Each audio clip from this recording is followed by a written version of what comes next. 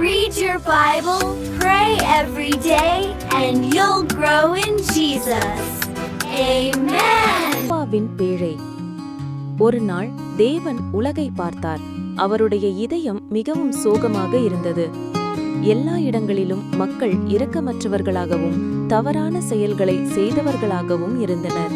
ஆனால் தேவனை நேசித்த ஒருவர் இருந்தார். அவர் பெயர் நோவா. தேவன் நோவாவை நோக்கி, நான் பெரும் வெள்ளத்தை அனுப்பப் போகிறேன்.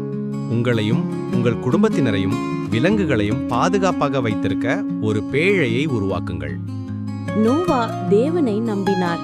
மக்கள் அவரை பார்த்து சிரித்தாலும் அவர் கீழ்ப்படிந்தார். நாளுக்கு நாள், ஆண்டுக்கு ஆண்டு நோவா கடுமையாக உழைத்தார். அவர் மரத்தை வெட்டினார், நகங்களை சுத்தினார், தேவன் தனக்கு கொடுத்த ஒவ்வொரு அறிவுறுத்தலையும் பின்பற்றினார். இறுதியாக மாபெரும் பேழை முடிந்தது. பின்னர் தேவன் நோவாவிடம் விலங்குகளை உள்ளே கொண்டு வர சொன்னார். எனவே ஒவ்வொரு வகையிலும் 2 பேர் நடக்கவும் குதிக்கவும் ஊர்ந்து செல்லவும் பேழைக்குள் பறக்கவும் வந்தனர். சிங்கங்களும் ஆட்டுக்குட்டிகளும் யானைகளும் முயல்களும் பறவைகளும் சிறிய பூச்சிகளும் இருந்தன. நோவா, அவரது மனைவி, மகன்கள் மற்றும் அவர்களின் மனைவிகள் அனைவரும் உள்ளே சென்றனர். அனைவரும் பாதுகாப்பாக இருந்தபோது தேவனை கதவை மூடினார்.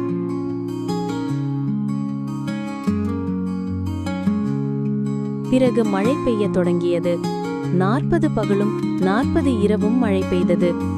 ஆறுகள் உயர்ந்தன, கடல்கள் உயர்ந்தன. விரைவில் முழு பூமியும் தண்ணீரால் மூடப்பட்டது.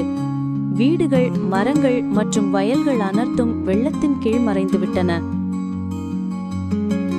ஆனால் பேழைக்குள் நோவா, அவரது குடும்பத்தினர் மற்றும் அனைத்து விலங்குகளும் பாதுகாப்பாகவும் வறண்டதாகவும் இருந்தன.